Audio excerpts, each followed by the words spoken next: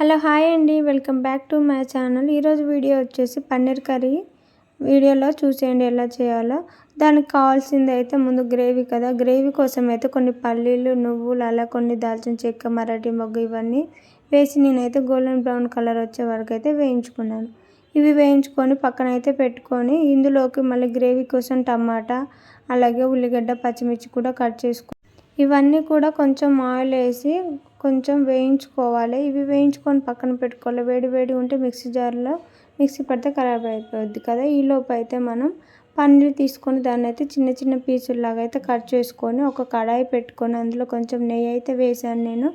మీ ఇంట్లో నెయ్యి లేకపోతే ఆయిల్లో కూడా వేయించుకోవచ్చు. కొంచెం ఆయిల్ వేసి అలాగే కొన్ని పన్నీర్ ముక్కలు వేసి అయితే మంచిగా 2 సైడ్స్ అయితే మంచిగా వేయించుకోవాలి. ఎందుకంటే కొంచెం పన్నీర్ స్మెల్ పచ్చి వాసన రాకుండా అవైతే ఫ్రై అవుతున్నాయి. ఈలోపు మనం వేయించి పెట్టుకుని మిక్సీ పట్టుకుందాం. ఇందులో కొంచెం కొత్తిమీర అలాగే పుదీనా వేసి నేనైతే మిక్సీ పట్టుకుంటున్నాను. చూడండి పేస్ట్ లాగా ఎలా వచ్చిందో.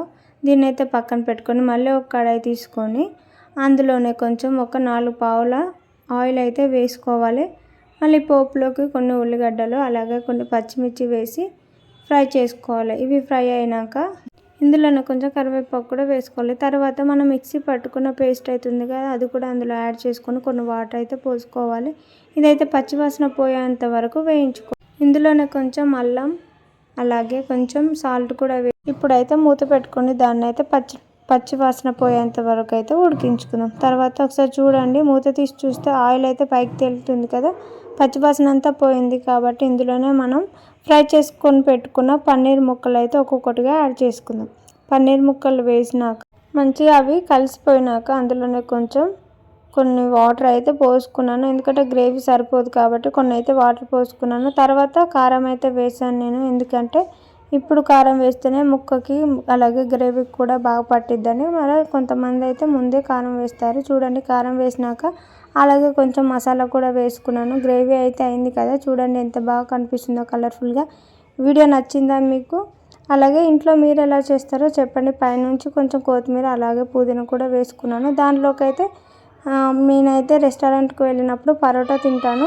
ఇప్పుడైతే ఇంట్లో చేయలేను కాబట్టి నేనైతే మడత చపాతీ చేస్తున్నాను. మీలో ఎంతమందికి మడత చపాతీ చేయొచ్చు, అలాగే ఎలాగ చేయాలనేది ఇప్పుడు వీడియోలో అయితే చూసేయండి. ఫస్ట్ అయితే ఒక చపాతీ చేసి దాన్ని అయితే ఆయిల్ రాసుకొని హాఫ్ వరకు అయితే ఫోల్డ్ చేసుకోవాలి. మళ్ళీ హాఫ్ పైన మళ్ళీ ఆయిల్ రాసుకొని మళ్ళీ దాన్ని అయితే సమోసా షేప్లో అయితే ఫోల్డింగ్ చేసుకొని దాన్ని అయితే చపాతీలాగా చేసుకోవాలి. ఇప్పుడైతే దాన్ని కాల్చుకున్నాక మా పిల్లలకైతే పెడుతున్నాను. ఒక్కొక్క చపాతీ వేసి వాళ్ళకైతే పన్నీర్ కర్రీ వేసాను.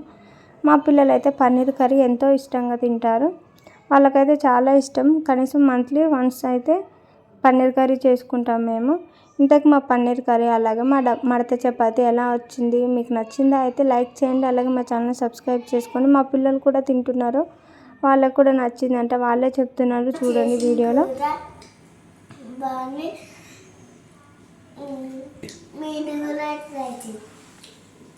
ఈ వీడియో మీకు కూడా నచ్చింది అనుకుంటున్నాను. నచ్చితే లైక్ చేయండి. Thank you for watching.